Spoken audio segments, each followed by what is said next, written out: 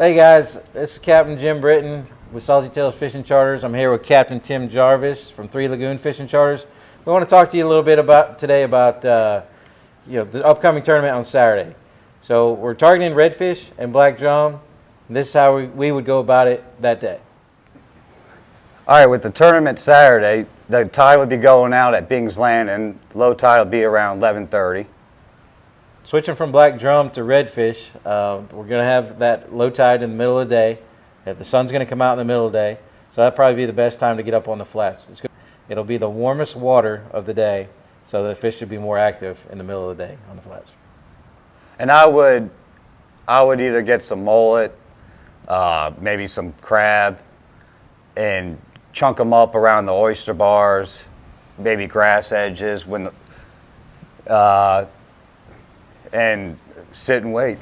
Yeah. I mean, it's going to be windy, north wind 10 to 20 miles per hour. I mean, it's going to be hard to kind of sight cast them and move around.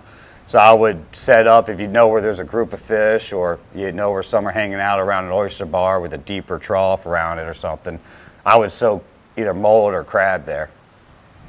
Well, if you go to the inlet and then you're talking probably a lot of different tackle, heavier tackle, 4 to 5 ounce weights, you would think. I mean, depending on how the water's moving out. Yeah, to me the inlet would be a choice whether you're doing black drum or redfish. So black drum, you go to the bridges; redfish, you go to the inlet. The docks and the ICW.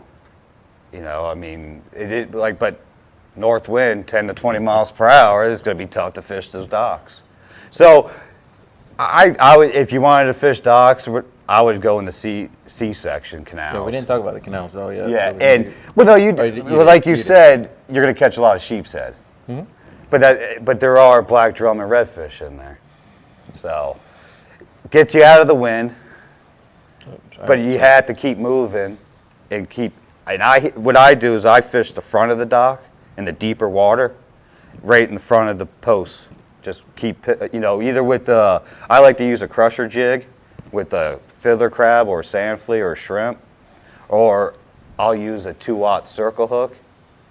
And sometimes just free line, it could be better than having the weight. So I'll do both. So try both, and fiddler crab, sand flea, or shrimp. And some people like to use clams. I've never used clams, so, but they do. I know black drum like them. And redfish. And then you have the 3 bridges in the C section. Yeah. If you know where Colorado has a bridge that could be out of the wind Saturday, and I've seen some decent black drum caught there. Okay. And last time I was there, some guy caught a triple tail off that bridge. If I was going to target black drum, I would probably get some fiddler crabs, sand fleas, 1 or 2-aught circle hooks or J hooks with little split shots. And I would target like bridges, like the toll bridge, any of the 3 bridges in the C-section canals.